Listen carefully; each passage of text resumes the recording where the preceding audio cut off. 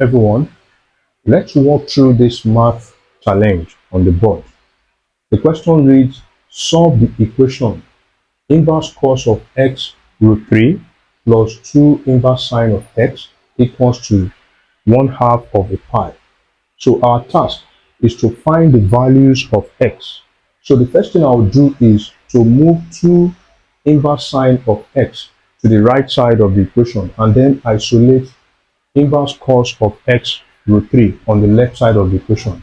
So on the left side of the equation, we have the inverse cos of x root 3. Okay, this will be equals to pi over 2 minus 2 inverse sine of x.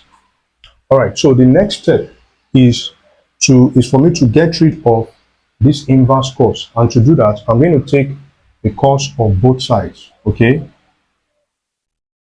taking the cosine function, okay, of both sides. So it means that this will be on the left hand side, we're going to have cos square bracket inverse cos of x root 3, okay, equals to cos parenthesis pi over 2 minus 2 inverse sine of x.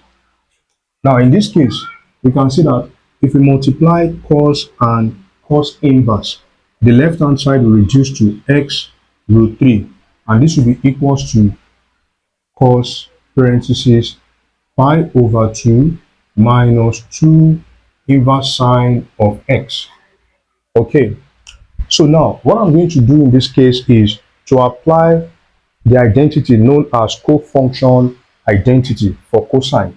Okay, that is, I can say that using the cofunction identity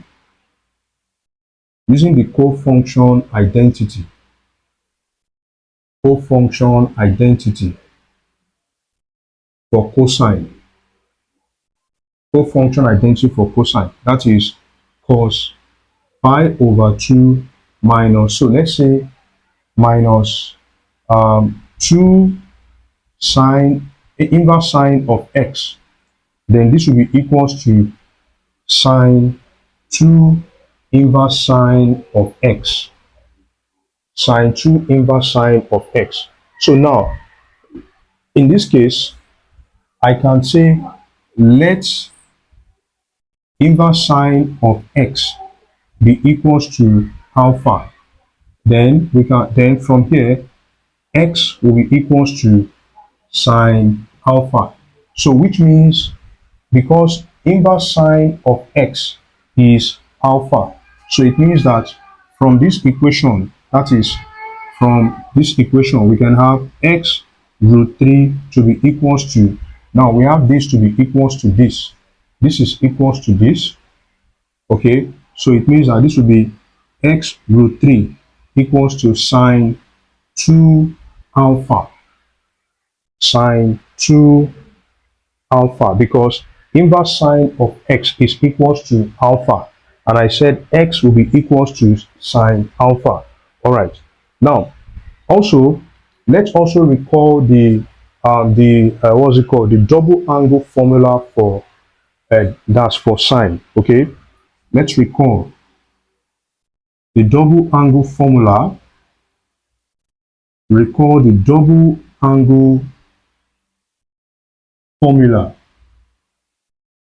for sine. Okay, so it means that for sine 2 alpha, this will be 2 sine alpha cos alpha. And again, from here, we can also recall from one of the Pythagorean identity, which is if we have cos squared alpha plus sine squared alpha equals to 1. Now let me express cos alpha in terms of sine alpha. So it means from here we can have cos alpha to be equals to square root of 1 minus sine squared alpha. And now let's not forget that x is equals to sine alpha. So it means that cos alpha will be equals to square root of 1 minus x squared. So now Then I'm going to bring it, I'm going to put it into this. I'm going to substitute this, that is now sine x, sine alpha is now x, okay, then cos alpha is root 1 minus x squared. So I'm going to substitute that into this equation. So I can say that from x root 3 equals to sine 2 alpha, okay, now this will be x root 3 equals to 2. Now sine alpha equals to x. So we have x, while cos alpha is equals to root 1 minus x squared. So let me carry this over to the left hand side so that x root 3 minus 2x root 1 minus x squared will be equals to 0. So now I'm going to factor out x in this case. So x parentheses root 3 minus 2 multiplied by 1 minus multiplied by root 1 minus x squared. This will be equals to 0, so that x will be equals to, so one of the values of x is 0. Then we are going to check our solution to see if this answer, okay, satisfy the given equation. All right, then we also have root 3 minus 2 root 1 minus x squared equals to 0. So let me move this to the right side of the equation so that root 3 will be equals to 2 root 1 minus x squared. Now I'm going to get rid of the square root sign on both sides. So to do that, I'm going to square both sides. So squaring both sides.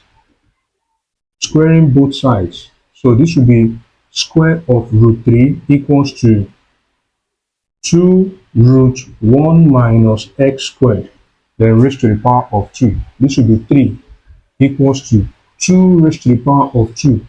That's 4. Bracket 1 minus x squared. 4 times 1, this will be 4. 4 times minus x squared, that will be minus 4x squared. And this will be equals to 3. So I'm going now, from here, we can have 4x squared to be equals to 4 minus 3. 4x squared equals to 4 minus 3. So that 4x squared will be equals to 1. So if we divide both sides by 4, then x squared will be equals to 1 over 4.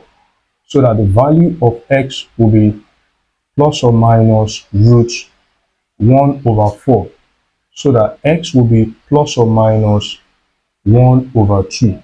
So now we have that the values of x are, we have x equals to 0, x equals to 1 over 2, and x equals to minus 1 over 2, and x equals to 1 over 2.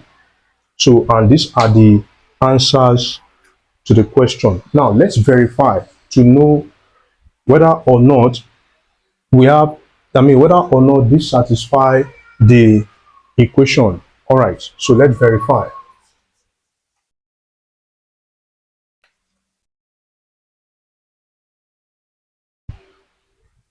Okay, so to verify, we have